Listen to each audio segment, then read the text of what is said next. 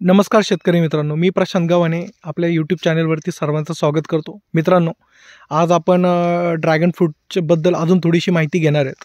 ठीक आहे, की कशा प्रकारे काळे असतात, काळ्यापासून फळ होण्यासाठी किती कालावधी लागतो, कुठल्या कुठल्या स्टेजेस असतात फळांच्या, कशा त्या डेव्हलप होतात। सध्या योगायोगाने बागेमध्ये सगळ्या स्टेजेसमध्ये फळं असल्या कारणाने तुम्हाला सांगणं मला थोडं सोयीस्कर जाईल, त्यामुळे आपण हा व्हिडिओ बनवतोय। तर शेवटपर्यंत व्हिडिओ बघा, म्हणजे तुम्हाला पूर्ण माहिती समजेल।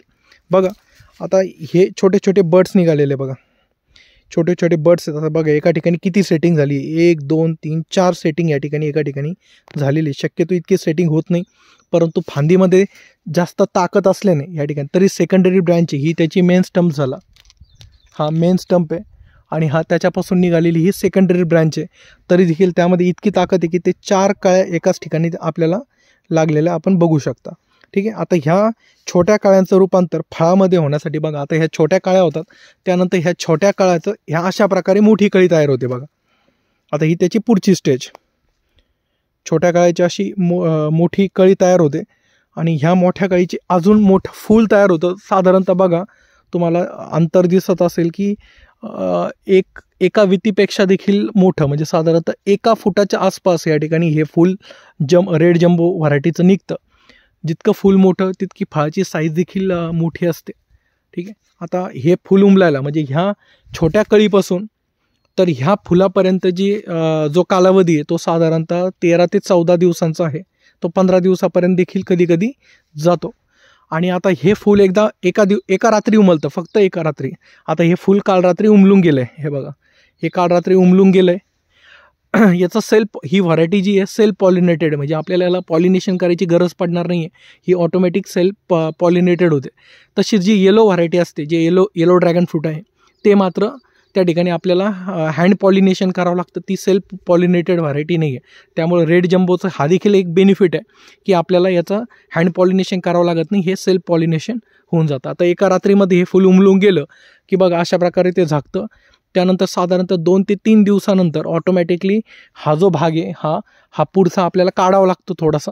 हा काढला की मागे हे ह्या ठिकाणी फळ तयार होतं, मागच्या बाजूला फळ तयार होतं। आता या फळाच्या स्टेजेस बघूयात आपण। या ठिकाणी आपल्याला तुम्हाला सांगता येईल मला की त्या फळाच्या कशा कशा स्टेजेस तयार होतात। हे बघा तुम्ही बागेचे बघू शकता सध्या, हे बघा असं एक ते फूल एकदा झालं की हे बघा असं एक छोटंसं फळ तयार होतं बॅक साईडला। हे फूल आपण पुढच्या साईडला तोडलं की बॅक साईडला हे आपलं ड्रॅगन फ्रूट तयार झालेलं आहे। आता बघा ही एक छोटी साईज आहे, साधारणतः 50-70 ग्रॅमपर्यंत ही साईज आहे। त्यानंतर हिची साईज वाढत जाते आणि अशा प्रकारे एखादं हे बघा काही दिवसानंतर अशा प्रकारे एक मोठं फळ त्याचं तयार होतं। आता ते फूल काढल्यापासून तर ह्या फळापर्यंतचा जो प्रवास आहे तो साधारणतः एक 28 ते 30 दिवसांचा आहे, म्हणजे टोटल 14 ते 15 दिवस कळीपासून फूल होण्याचा कालावधी आणि फुलापासून फूल काढल्यापासून फळ होण्याचा कालावधी जो आहे तो साधारणतः हे बघा एक 30 दिवसांचा, म्हणजे साधारणतः 1.5 महिना ह्या ठिकाणी लागतो एका कळीपासून तर फळ होण्यापर्यंतचा जो कालावधी तो 1.5 महिन्याचा आहे।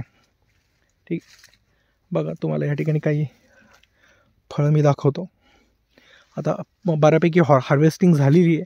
आता बाग सध्या हे बघा, हा बघा झेंडा, हे फूल बघा एकदम सुंदर आहे आणि आता हे आज रात्री उमलायला आहे बघा। हे रात्री 8:30-9 वाजता उमलायला सुरुवात होते, तर सकाळपर्यंत हे फूल उमललेलं असतं। आपण रात्रीच बघू शकतो ह्या फूल उमलायचं, जसं ब्रह्मकमळाचं फूल रात्री उमलतं सेम त्याच प्रकारे हे देखील फूल रात्री उमलतं।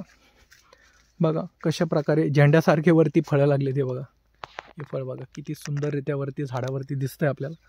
ठीक आहे, आता हे बघा हे फूल जे हे आज उमलून गेलं,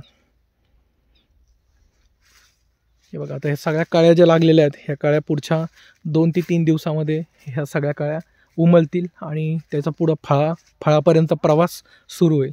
बघा सेटिंग किती सुंदर झाली आहे। एका ठिकाणी बघा, एकाच ठिकाणी 1 2 3 एकाच ठिकाणी, हे बघा इथं देखील एकाच फांदीला 1 2 3 खूप चांगल्या प्रकारे सेटिंग फळाच्या झालेल्या आहेत।